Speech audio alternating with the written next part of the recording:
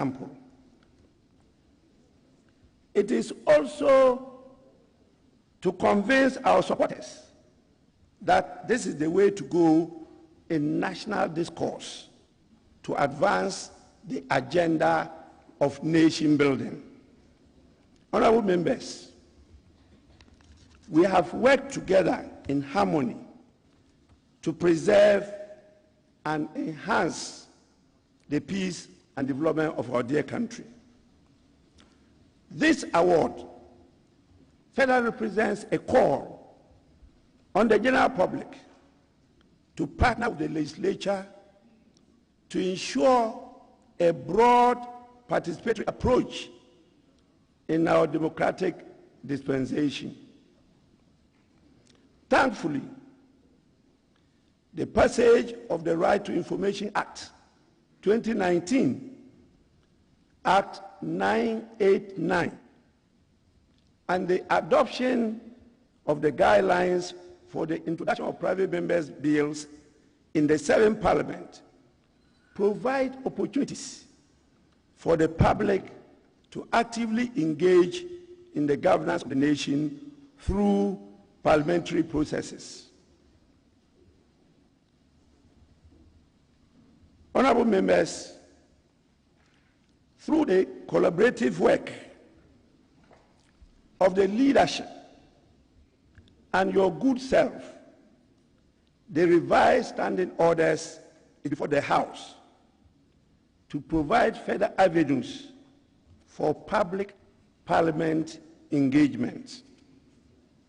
New provisions have been included in the new standing orders to open our parliament and make our work more transparent and understandable to the people. To this end, a petitions committee will be constituted to create a platform for channeling petitions to the House, while access to the proceedings of committees will be made easy by reason of the fact that committees of the House will generally sit in public, except under exceptional circumstances where they will sit in camera. In much the same way, while efforts are made to strengthen the independence of Parliament, to give Ghanaians the true sense of the democracy that they voted for, Parliament will not work to frustrate the business of the executive. As a fact, immediately after my election as Speaker of Parliament, through the initiative of the President, I have built a healthy and fruitful working relations with His Excellency Nana Addo Dankwa Akufo-Addo, the President of the Republic of Ghana. I have also reached out to the Chief Justice, and I'm happy with the harmonious working relationship we have established between the legislature and the judiciary. The synergy this has generated in the working relations of national leadership translates into the successes that we have achieved in resolving very delicate and thorny issues that from time to time confront our dear nation. Honorable members, indeed, evidence abounds throughout the developed world that a majority of them made tremendous strides in their development trajectories through the collaborative yet principled role played by the respective arms of government. Parliament of Ghana, under my leadership, will strive to make this principle a governance culture in Ghana. We will also create space to bring the views of the generality of Ghanaians to bear on the governance of the country, to ensure that decisions that affect the people of Ghana are born out of processes that take into account the very needs of the people. We will equally work to ensure that there is value for every decision made and for every expenditure incurred in the furtherance of the development agenda of our dear nation. The era when ministers of state and other government officials ignored the call of Parliament to account for their stewardship is gone, and I believe will stay there and remain as a thing of the past. Honorable members, our ability to widen the democratic space in this country and forge ahead as a united people with a common destiny will depend on how accommodating we are of the views of one another in the interest of the good people of Ghana. Ghanaians undoubtedly voted in the December 2020 elections against extreme partisanship, characterized by acrimony and rancor in our debates on the floor of the House.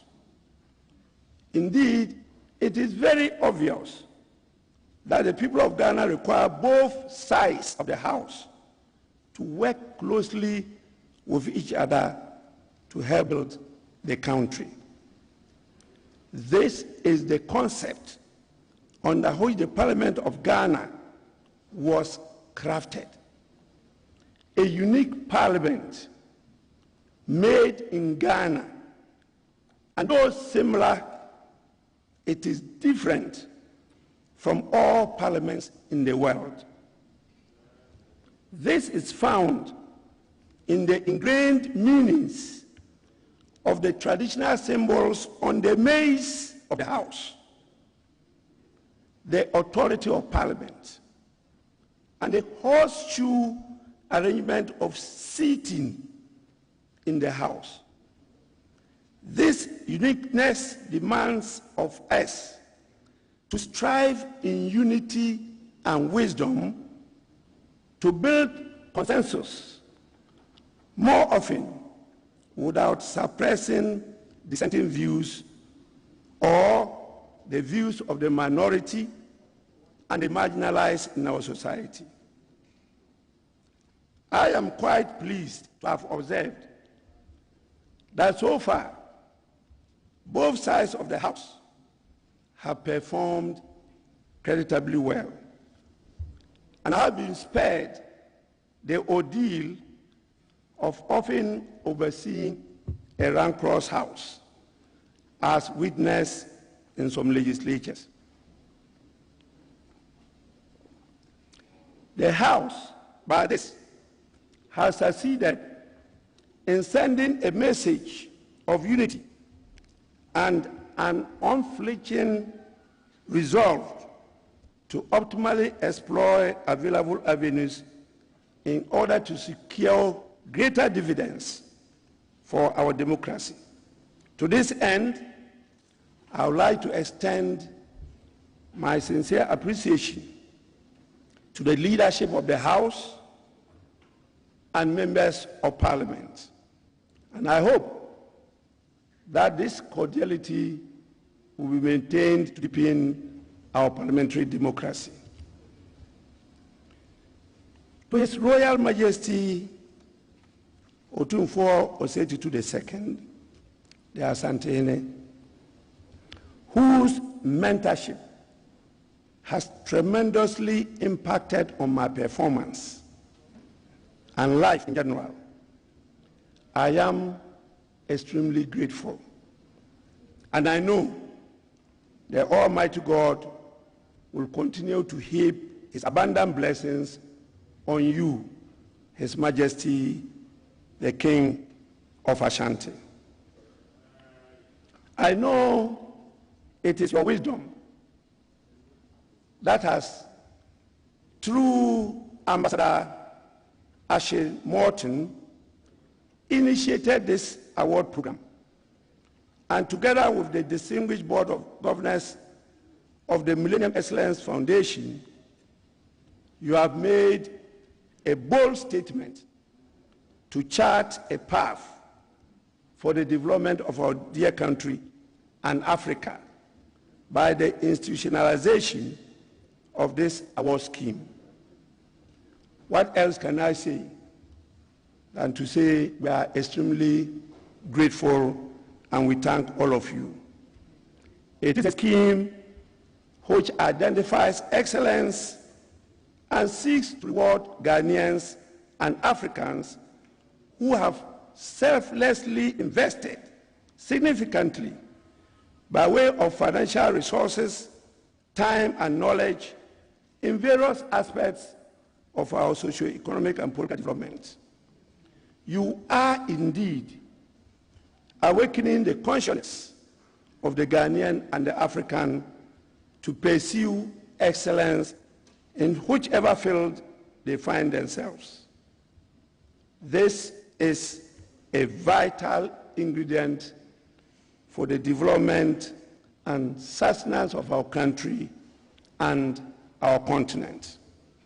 I will humbly and respectfully encourage you not to rest on your oars, but to continue to knock on our doors and alert us whenever you find us falling short in the performance of our duties, as is consistent with the old adage that he who charts a path does not always know that it is crooked. Once again, I am humbled and grateful for this prestigious recognition and encouragement to continue to serve Ghana to the best of my ability. I am confident that I will continue to enjoy the unwavering support of the leadership of the House and all members of Parliament, as well as the clerk, the management, and staff of the parliamentary service. I seize this opportunity to encourage all Ghanaians to strive for excellence with integrity. Indeed, the meaning of integrity is so beautifully couched in the inspirational African proverb, which says, "A clean conscience make a soft pillow." That is my pledge to Ghanaians, to serve with integrity. And with this, I want to thank all of you for your patience and for listening to such a lengthy speech. I thank you all. Thank you so much.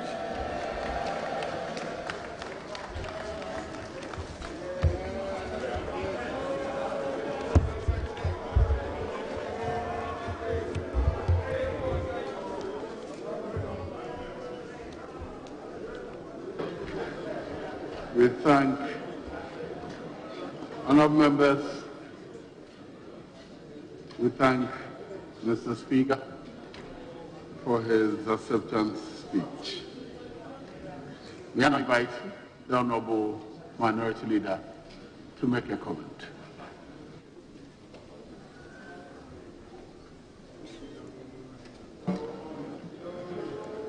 Speaker, let me thank you for the opportunity to join the multitude of Ghanaians,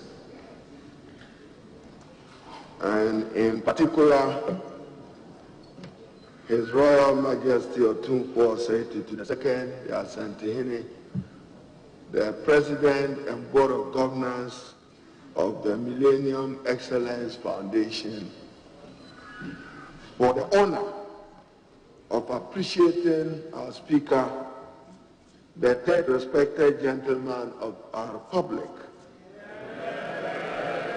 with a prestigious award for leadership and excellence. Hail the Speaker. Hail Alban Bagbin. Kingsford Bagbin. The Speaker could not have ended his acceptance speech with a better and reassuring words when he stated that strive for excellence with integrity, and that I will serve with integrity. We are thankful that the country can count on him. Mr. Speaker, as we listen to Otumfuo Osei-Tutu II, he said, cast your eyes with COVID-ravaged countries. Then the President Nana Dankwa used his own words, I'm lucky. I'm sure Ghana is luckier. And again, to paraphrase the Otumfuo Osei-Tutu, he said, this is happening at the time that we have leaders from opposing political parties providing leadership in our country. As Speaker, Alban Bagbin, Alban Kingsford Bagbin, has built his own parliamentary pyramid, from member of parliament to minority leader to chairman of committee to majority leader, and now to the apex and zenith of it, the Speaker of Parliament. How refreshing that he has been recognized for this award for meritorious service to our republic. And Mr. Speaker, whilst I congratulate him, I miss no words in adding that Alban Kingsford Bagbin has made a remarkable, if not an unparalleled, contribution to the evolution and development of parliamentary democracy in Ghana, particularly under the Fourth Republic. But we are not there yet. Ghanaians expect to reap from the democratic dividends. Ghanaians expect of him, as he has assured, and Mr. Speaker, I paraphrase his words, and probably why Nana Dankwa found comfort in saying, I'm lucky. When Speaker Bagbin says, and Mr. Speaker, I associate myself with it, that Parliament will not work to frustrate the executive. I associate myself with it. But Parliament will demand greater accountability and transparency, that the good of the Ghanaian people are better served under his leadership as Speaker of Parliament. Mr. Speaker, let me conclude. One of the heartwarming contributions of Alban Kingsford Bagbin, not just to democracy and good governance in our country, has been his sufficiently genuine quest to help combat corruption in Ghana. Indeed, Mr. Speaker, as the record will provide it, he worked for the Global Organization for Parliamentarians Against Corruption, and also member of the African chapter of same organization, the Africa Parliamentary Network Against Corruption. We need to continue the fight. He only lit the flame. Mr. Speaker, on this auspicious day, I would only conclude whilst congratulating Speaker Bagbin on this feat, again, by quoting Otumfuo Osei-Tutu, and hope that today we will be guided by it. Let us not repeat the errors of the past, be it in the management of our economy or in the governance of our country, and let's demand the good of our country. So, to Speaker Bagbin, today is your day. It's our day. We join you in celebrating this monumental achievement. I thank you, Mr. Speaker.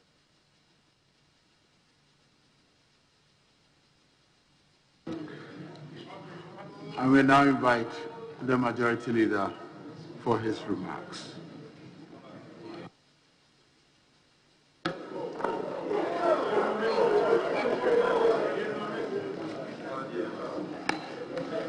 Mr. Speaker, for some unavoidable reasons, the leader of the House is unable to express few words by way of congratulating you, and has, with your leave, permitted me to proceed and do so in his stead. Mr. Speaker, first, let me commend the foundation that has honored Parliament and you in particular today. It is said that when you earn your honor in merit, you are respected. And true to it, these distinguished Ghanaians have made it a point to honor Ghanaians who distinguish themselves in their career. Mr. Speaker, this award to you today is not just for you, but it is an inspiration to the many young men and women who desire to serve their country in political capacity. For our purpose, may I look at your background, the 2 terms you served as a backbencher, the fact that your colleagues served in government, the fact that you never served as a head of any public institution as a chair, the fact that you were not seen in prominence, and the fact that you endured your industry through patience, you emerged as a minority leader when your party went into opposition. Suffice to say that it's been victory to victory. Mr. Speaker, that is the NDC song, from victory to victory. Mr. Speaker, and that is the inspiration I want our colleagues who are backbenchers to note. You come to Parliament, you come and meet great men and women, and sometimes it unsettles you, sometimes you suffer depression, sometimes you wonder where you are, whether you survive at all, especially when you are lucky to have your party in government. You become so anxious to get your name mentioned as a minister or deputy minister. You don't make it. You expect to be a chairman of committee. You don't make it. Vice chair, you don't make it. And you are sitting at the back bench. To you, who is frustrated, to you, who is distressed, whether you are to the left of speaker or to his right, I say to you, patience and industry will lead you to the East Gate. Mr. Speaker, today, Parliament's role in the democratic governance of this country has been acknowledged. Indeed, it is the bedrock, yet on the national landscape, we often do not get recognized. Ghanaians often focus on the executive and the judiciary and other people who command resources. So Parliament is seen as lame. It is for this reason, Mr. Speaker, that this recognition by the Millennium Excellence Award of your contribution is significant. However, in Parliament, key players are the parliamentarians themselves, led by the leadership. it is my prayer that with this recognition, parliamentarians would be seen as major players in the democratic governance of this country. That parliamentarians need to be resourced to work for the people, to deliver on the mandate of the people. That it is indeed a sine qua non mandate. It is a basic bona fide of a parliamentarian to be well resourced to deliver, because we go to the people. Mr. Speaker, you as an arbiter or a referee who umpires Parliament, and to that extent you are technically not part of us, by your own history, you can be neutral. But, Mr. Speaker, impartiality, no doubt, is expected. And we must admit that so far so good, but it can be better. So far so good, but it can be better.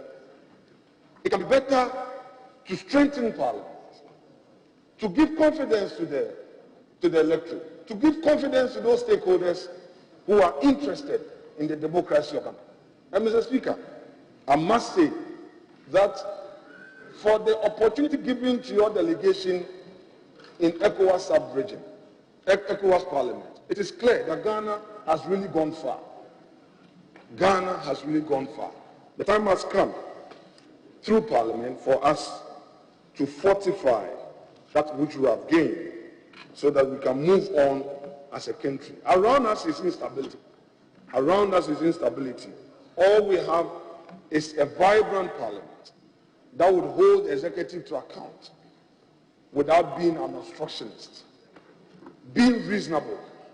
And, Mr. Speaker, on a lighter note, I pray that nobody will file a question asking for how much this program costs Parliament of Ghana.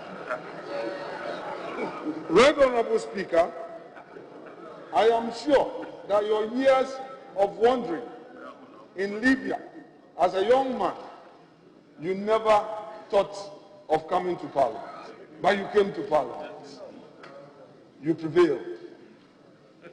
For me, in some early days of disappointment, you were a source of inspiration. I recall the number of times that you sent for me and encouraged me that continue working, your day will come. My day hasn't come yet. Mr. Speaker, you'll be there for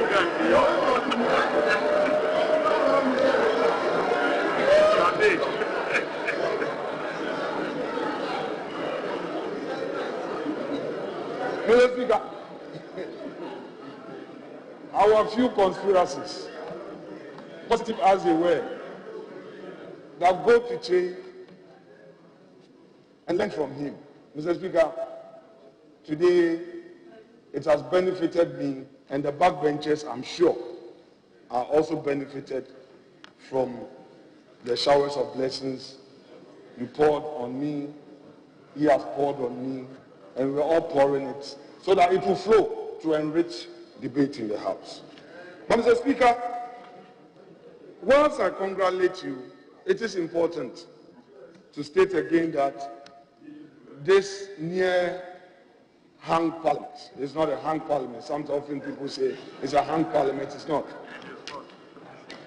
With minority leader, majority leader coming together to lead us. Mr. Speaker, you have been recognized. You have been recognized. This is a day for controversies. Mr. Speaker, you've been recognized as a parliamentarian, and that is what is significant.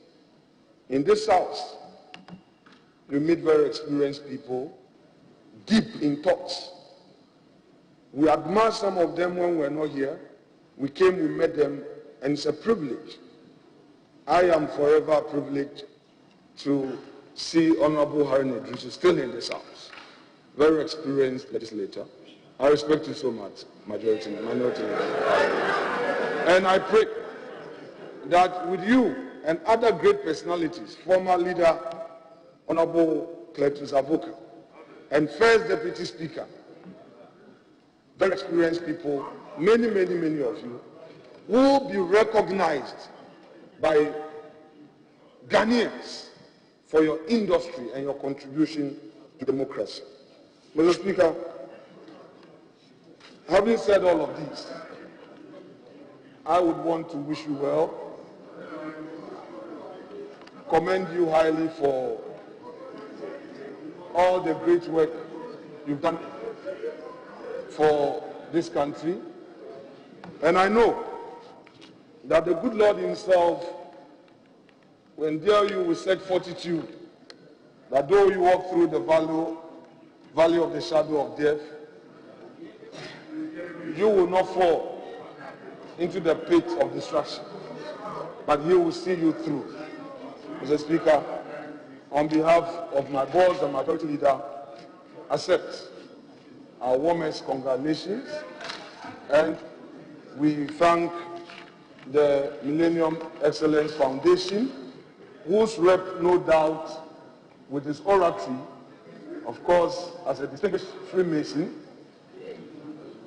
delivered what was expected of him on behalf of Otumfo. Mr. Speaker, I thank you, and God bless you.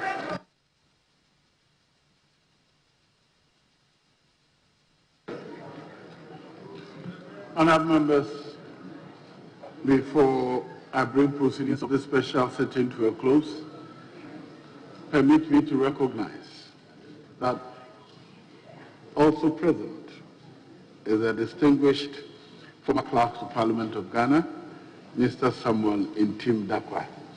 Thank you for coming, Mr. S.N. Dakwa. Honourable leaders, may I have any indication as to bringing proceedings to a close? Yes, Honourable Minority Leader. Mr. Speaker, someone asked me under what rule did we start. I said, under the inherent powers of Parliament, we are the masters of our own rules. Having said so, may I, Mr. Speaker, move that this House be adjourned till tomorrow at 11 in the forenoon. Mr. Speaker, 11, that is the agreement by leadership. 11 a.m. I thank you.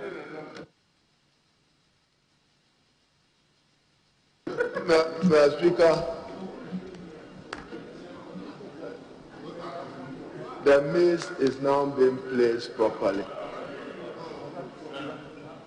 by the Marshal. And Mr. Speaker, I have no hesitation seconding the motion for adjournment, but my understanding is that tomorrow, Mr. Speaker and our representatives at the ECOWAS Parliament have some important engagement.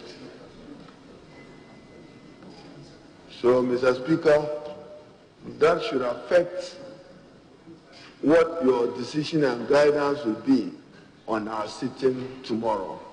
Even though I heard the deputy leader say 11 a.m., I was part of some discussion with you and the Speaker and the representative of ECOWAS. Therefore, Mr. Speaker, if he has no objection, I will say that you adjourn the House to 2 p.m. tomorrow to accommodate our ECOWAS delegation and representative. Here a compromise of 1. Mr. Speaker, so I support the motion for adjournment, trusting that we'll reconvene tomorrow at 1. I thank you, Mr. Speaker. Yes, Honourable Leader. Mr. Speaker, that is correct. 1 p.m. is fine. Thank you. 2 o'clock. There shall be. Very well, honourable members. Before I take the vote of closure, I think that it's appropriate that on my own behalf and on behalf of all of you, congratulate Right Honorable Speaker for this award.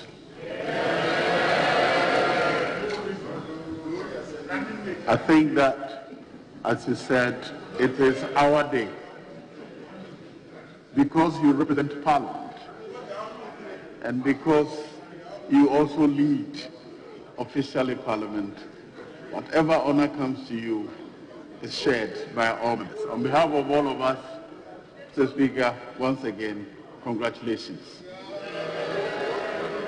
Honourable members, I now put a question. All in favour of the House adjourning to tomorrow, say aye. Aye. All against, say no. I think the ayes have it. The ayes have it. The House is accordingly adjourned to tomorrow at 1 p.m. in the afternoon.